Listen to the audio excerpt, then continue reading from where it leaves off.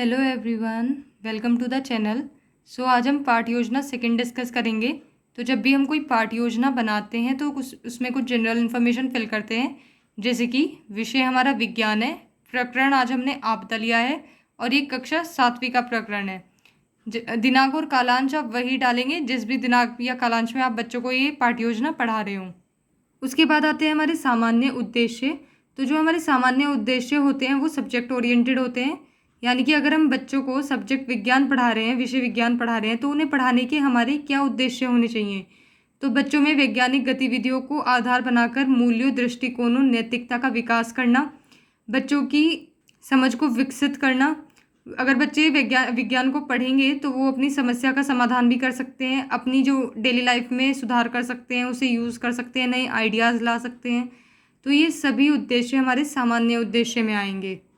उसके बाद आते हैं हमारे विशिष्ट उद्देश्य। तो जो हमारे विशिष्ट उद्देश्य होते हैं वो टॉपिक ओरिएंटेड होते हैं। यानी कि अगर हमने टॉपिक आपदा लिया है तो आपदा पढ़ाने के हमारे क्या उद्देश्य होंगे। तो ज्ञानात्मक उद्देश्य, छात्राएं आपदा के विषय में बोध कर सकेंगी। भावात्मक उद्देश्य, छात्राएं आपदा के विषय में रुचि विकसित कर सकेंगी। क्रियात्मक उद्देश्य, छात्राएं आपदा से संबंधित चित्र बना सकेंगी। तो ये जितने भी हमारे टॉपिक से रिलेटेड होते हैं ये सब हमारे विशिष्ट उद्देश्य में आएंगे।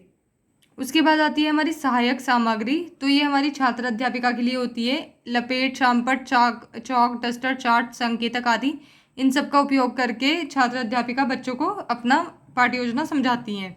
उसके बाद आता है पूर्व ज्ञान। छात्राओं को आपदा से संबंधित पूर्व जानकारी है। फिर आते हैं हमारे प्रस्तावना प्रश्न। तो जो हमारे प्रस्तावना प्रश्न पूछने का मेन एम होता है वो होता है कि बच्चों की एक तो प्रीवियस नॉलेज चेक कर पाएँ कि उन्हें बच्चों को पहले से कितना पता है। दूसरा ये होता है कि हम बच्चों का इंटरेस्ट डेवलप कर पाएँ, जो भी हम उन्हें पढ़ा रहे हैं तो उसमें उनका इंटरेस्ट डेवलप कर पाएँ।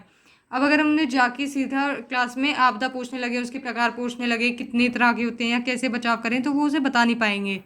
लेकिन अगर हम उनसे कुछ पहले प्रश्न पूछें उनकी डेली लाइफ से रिलेटेड, तो उनके मन में भी क्यूरियोसिटी आएगी कि आज हम क्या पढ़ने वाले हैं। तो इस तरह से हम उनका इंटरेस्ट डेवलप कर सकते हैं। तो इन्हें जो बनाने का तरीका होता है वो होता है कि 4 से 5 क्वेश्चन होते हैं और ये जिगजैग पैटर्न फॉलो करते हैं। यानी कि जो क्वेश्चन फर्स्ट का आंसर है उससे रिलेट करके हमें नेक्स्ट क्वेश्चन पूछना है, फिर जो उसका आंसर आएगा उससे रिलेट करके नेक्स्ट ऐसे करते करते उन्हें हम अपने टॉपिक तक ले आएंगे। तो इसमें 2 कॉलम बनेंगे, छात्र अध्यापिका क्रिया और दूसरा है छात्र क्रिया। तो प्रश्न पहला, अत्यधिक वर्षा होने से क्या होता है। तो अत्यधिक वर्षा होने से क्या होता है, बाढ़ आती है। प्रश्न दूसरा, बाढ़ के क्या दुष्परिणाम हैं। तो जान माल की हानि। प्रश्न तीसरा, जान माल की हानि को क्या कहते हैं। तो उसे हम आपदा कहते हैं। प्रश्न चौथा, आपदा के विषय में आप क्या जानते हैं। तो यहाँ आ जाएगा हमारा संभावित उत्तर। तो संभावित उत्तर का मतलब होता है कि बच्चे इसे मे भी बता पाएँ या ना बता पाएँ, कोई ज़रूरी नहीं है कि उन्हें आंसर आता ही हो।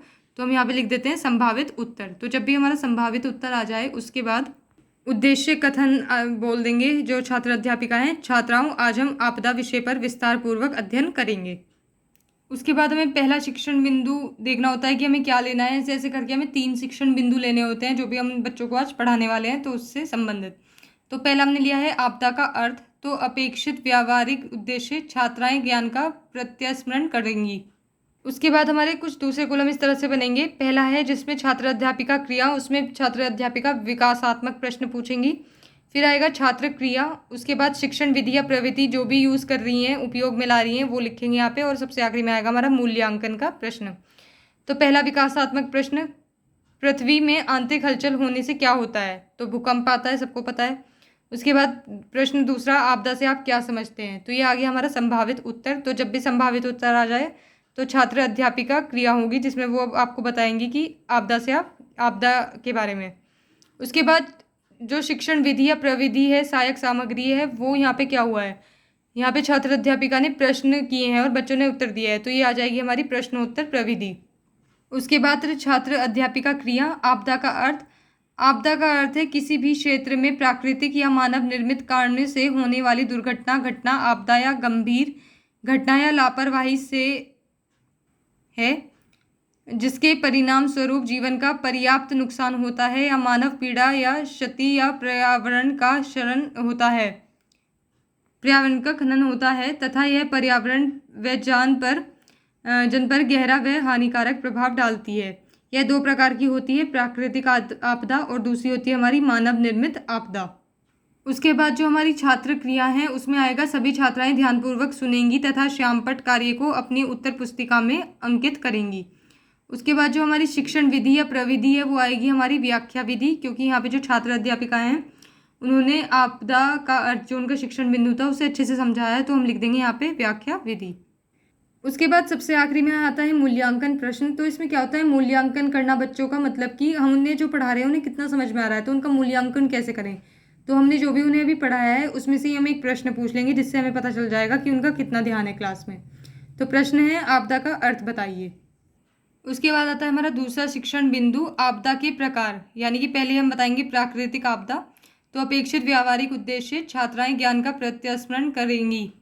उसके बाद फिर से सेम वही कॉलम बनेंगे जो हमारे पहले शिक्षण बिंदु में बने थे। तो विकासात्मक प्रश्न, पहला बाढ़ कैसी आपदा है, तो प्राकृतिक आपदा है। दूसरा, प्राकृतिक आपदा के विषय में आप क्या और क्या समझते हैं, तो यह आ जाएगा हमारा संभावित उत्तर। तो अब इसे छात्र अध्यापिका बताएंगे। उसके बाद जो हमारी शिक्षण विधि या प्रविधि है तो ये प्रश्नोत्तर प्रविधि होगी, क्योंकि यहाँ पे छात्र अध्यापिका ने प्रश्न किए हैं बच्चों से।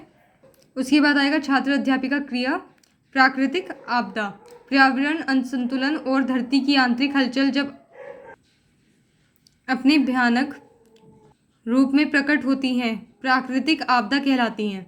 जब प्राकृतिक आपदा आती है तब जानमाल की बहुत हानि होती है, यातायात संचार सेवाएं ठप हो जाती हैं, मकान गिर जाते हैं, मनुष्य के साथ साथ पशु पक्षी एवं जीव जंतु भी मारे जाते हैं। यह विभिन्न प्रकार की होती हैं जैसे बाढ़, भूकंप, ज्वालामुखी आदि। उसके बाद आती है छात्र क्रिया, सभी छात्राएं ध्यानपूर्वक सुनेंगी तथा श्यामपट्ट कार्य को अपनी उत्तर पुस्तिका में अंकित करेंगी। उसके बाद शिक्षण विधि या प्रविधि क्या है, ये व्याख्या विधि है, क्योंकि यहाँ पे जो छात्र अध्यापिका है उन्होंने अपना शिक्षण बिंदु अच्छे से समझाया, तो वो आ जाएगी यहाँ पे व्याख्या विधि। उसके बाद आता है हमारा मूल्यांकन प्रश्न। तो ये हमें जो भी हमने अभी पढ़ाया है उसमें से ही पूछना है, हमें बाहर से नहीं पूछना है। तो प्रश्न है, किन्हीं दो प्राकृतिक आपदा के नाम बताइए। उसके बाद आता है दूसरा शिक्षण बिंदु, तीसरा जो कि है मानव निर्मित आपदा। तो अपेक्षित व्यावहारिक उद्देश्य, छात्राएं ज्ञान का प्रत्यास्मरण करेंगी। फिर से सेम वही कॉलम बनेंगे जो हमारे पहले दो शिक्षण बिंदु में बने थे। तो विकासात्मक प्रश्न, पहला जब आपदा आती है तब क्या होता है, तो जानमाल की हानि, मानव क्षति आदि। प्रश्न दूसरा, मानव निर्मित आपदा के विषय में आप क्या समझते हैं, तो ये आ जाएगा हमारा संभावित उत्तर। उसके बाद शिक्षण विधि या प्रविधि, तो ये प्रश्नोत्तर विधि है। फिर आती है हमारी छात्र अध्यापिका क्रिया, मानव निर्मित आपदा। मानव निर्मित आपदाएं में आपदाएं हैं जिनका कारण मानवीय गतिविधियां होती हैं। भारत में हुई सबसे बड़ी औद्योगिक दुर्घटना भोपाल त्रासदी मानव निर्मित आपदा का ज्वलंत उदाहरण है। कुछ आपदा तो मानव मतभेद के कारण होती हैं, जैसे आतंकी हमला, तथा कुछ आपदा मानव लापरवाही के कारण होती है। यह विभिन्न प्रकार की हैं, जैसे गैस ट्रेजेडी, सड़क दुर्घटना, आग लगाना आदि। उसके बाद आता है हमारा छात्र क्रियाएं, जिसमें हम लिखेंगे सभी छात्राएं ध्यानपूर्वक सुनेंगी व श्यामपट्ट कार्य को अपनी उत्तर पुस्तिका में अंकित करेंगी। उसके बाद जो ये शिक्षण विधि या प्रविधि है ये व्याख्या विधि है, क्योंकि छात्र अध्यापिका ने यहाँ पे अपना जो शिक्षण बिंदु है उसको समझाया है, तो वही हम यहाँ पे लिख देंगे व्याख्या विधि। फिर आता है हमारा मूल्यांकन। तो उसका जो प्रश्न है हमारा वो है, मानव निर्मित आपदाओं के उदाहरण बताइए। फिर आता है हमारा पुनरावृत्ति प्रश्न। तो इसका है, एक वाक्य में उत्तर दीजिए, मतलब आप शॉर्ट आंसर्स दे सकते हैं, एक दो लाइन के, बस ज़्यादा कुछ नहीं। तो आपदा क्या है इसे आप बता सकते हैं, प्राकृतिक आपदाओं के उदाहरण दीजिए, मानव निर्मित आपदा किसे कहते हैं। तो ये जो पुनरावृत्ति प्रश्न होते हैं इनमें क्या होता है कि बच्चों का रिवीजन कराया जाता है। जो भी शिक्षण बिंदु अब तक छात्र अध्यापिका ने पढ़ाए हैं उनमें से वो प्रश्न पूछेंगी, तो उनका उपयोग करके वो क्या करती हैं, बच्चों का रिवीजन करा देती हैं जो भी उन्होंने अब तक पढ़ाया है। उसके बाद सबसे आखिरी में आता है हमारा गृह कार्य। तो ये बहुत ज़रूरी होता है, छात्र अध्यापिका को रोज़ देना होता है गृह कार्य, और अगले दिन आगे इसको चेक भी करना ज़रूरी होता है। तो प्रश्न पहला है, आपदा का अर्थ तथा प्रकारों का वर्णन कीजिए। प्रश्न दूसरा, आपदाओं से संबंधित चित्र बनाइए। तो ये नेक्स्ट डे आके छात्र अध्यापिका चेक भी ज़रूर से करेंगी और बच्चे इसको करके लाएंगे गृह कार्य को। तो यहाँ पे आके हमारा पाठ्य योजना ख़त्म होती है। अगर आपको ये पाठ्य योजना पसंद आई हो then please like, share and subscribe the channel. Thank you.